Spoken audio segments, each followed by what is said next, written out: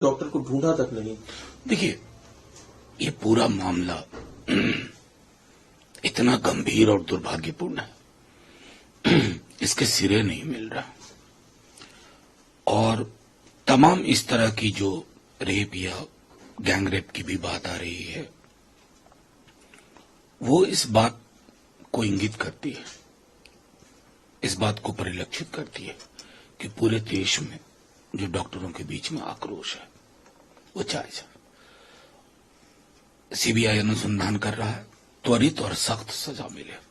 लेकिन मैं केंद्र की सरकार से भी आग्रह करूंगा कि डॉक्टर्स प्रोटेक्शन के लिए अब से कुछ कमिटमेंट चाह रहे हैं, उसमें बिला वजह देर नहीं होनी चाहिए। नंबर 1। नंबर 2, इस तरह की किसी भी वारदात के लिए, बिहार हो, यूपी हो, राजस्थान हो, ऐसा न हो कि जब इस तरह की कोई बड़ा हादसा हो, दुर्भाग्यपूर्ण हादसा हो, तो हम जागे। मैंने बार बार आपके माध्यम से कहा कि निर्भया कांड के बाद लगा था कि इस देश में एक सामूहिक चेतन ऐसा जागेगा, वो नहीं हो रहा। सर, पूरे देश भर में डॉक्टर्स ने आज हड़ताल की है। ओपीडी सर्विस, इलेक्ट्रिक सर्विस, सब पर असर पड़ा है। एक तरफ ये हड़ताल है, दूसरी तरफ कोलकाता पुलिस की भूमिका पर भी डॉक्टर सवाल खड़े कर रहे हैं कि कोलकाता पुलिस ने शुरुआत में मामले पे लीपापोती करने की कोशिश की। सीधी सी बात है, जब तहकीकात होगी तो सारी परतें खुलेंगी, और खुलनी भी चाहिए। मतलब मैंने पीड़िता के पेरेंट्स का जो बयान सुना, रोंगटे खड़े हो जाते हैं। तमाम चीजों के मद्देनजर आग्रह करूंगा सबों से, चाहे बिहार की घटना हो, कहीं की, एक लेवल पे स्टेट के लॉ एंड एडमिनिस्ट्रेशन का रोल होता है, उसको सवाल होना चाहिए, वो सवाल गलत नहीं है। लेकिन एक रुग्णता समाज के अंदर भी है, ये मैं बार बार कह रहा हूं। उस रुग्णता को हमें समझना होगा, उसका भी इलाज चाहिए। लेकिन सर, कल स्मृति ईरानी मीडिया से बात कर रही थी तो उन्होंने कहा कि ममता बनर्जी को उस मानसिकता से निकलना होगा कि ये तेरा रेप, ये मेरा रेप। नहीं, ये मानसिकता से तो सबको निकलना है, स्मृति जी को भी निकलना है। अगर ममता जी से उम्मीद, हम सबको निकलना है। ये क्या कि हाथरस के रेप पे चुप्पी, जंतर मंतर पे पहलवान बेटियां बैठे तो चुप्पी, कोई कलकत्ता पे चुप, मतलब कोई कठुआ पे चुप, कोई बिल्किस के रेपिस्ट को माला पहना है तो अलग। तो कुल मिलाकर मैं कह रहा हूं कि एक सामूहिक चेतन में ये अवधारणा बलवती होनी चाहिए कि इस तरह की कोई भी घटना हमें शर्मसार करती है।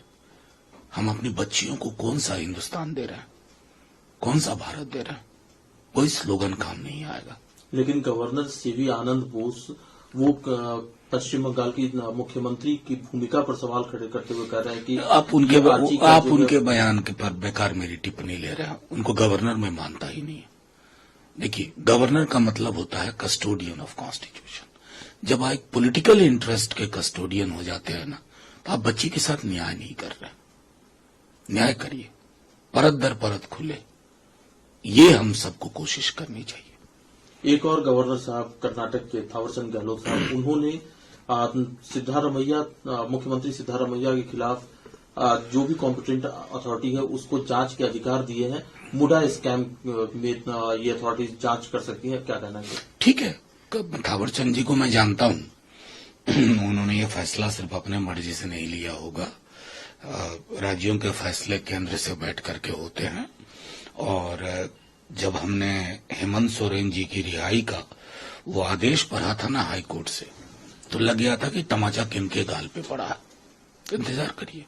सर, कल चुनाव आयोग ने हरियाणा और जम्मू कश्मीर दोनों राज्यों में चुनाव की तारीखों का ऐलान कर दिया है। जम्मू कश्मीर में 3 चरण में चुनाव होंगे, हरियाणा में 1 चरण में चुनाव होगा। क्या कहना है सर, कितनी चुनौती? देखिए, बड़ी बात है कि कल क्या थी तारीख, 16 तारीख थी संभवतः। 15 अगस्त को प्रधानमंत्री जी 1 नेशन 1 इलेक्शन की बात कर रहे थे। और देखिए, चुनाव आयोग, पिछली बार महाराष्ट्र साथ में हुआ था, इस बार हो नहीं रहा। न जाने कौन कौन से तर्क गढ़े जा रहे हैं। फिर उसके बाद मतलब कहीं न कहीं एहसास होता, कश्मीर को 10 वर्षों से इंतजार है इस दिन का। नॉर्मैलिटी जनप्रतिनिधियों के साथ होती है। तो खैर, शेरो शायरी बहुत सुनाई उन्होंने।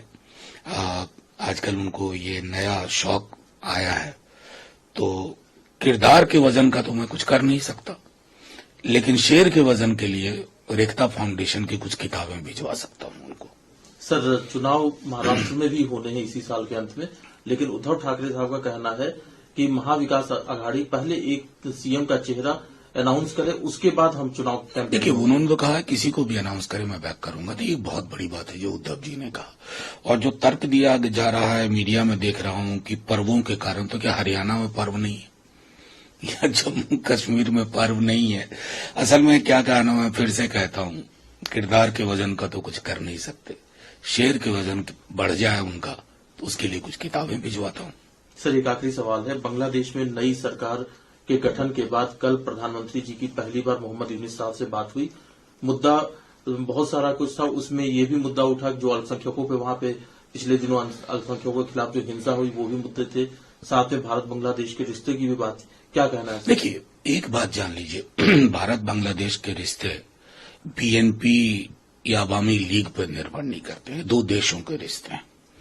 और दो देश का रिश्ता इससे तय नहीं होता है कि मसलन कि कौन सी पॉलिटिकल पार्टी है वहां यूनुस साहब हैं। जाहिर है यूनुस साहब की एक पृष्ठभूमि नोबेल लॉरेट की है, लेकिन जो बांग्लादेश से विजुअल्स आ रहे थे वो चिंता का विषय था।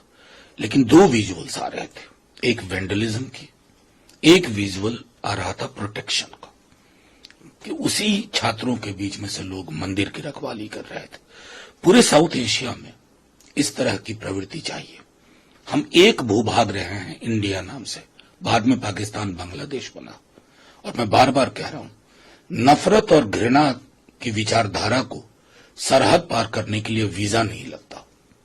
हम सबको उसको यहीं समूल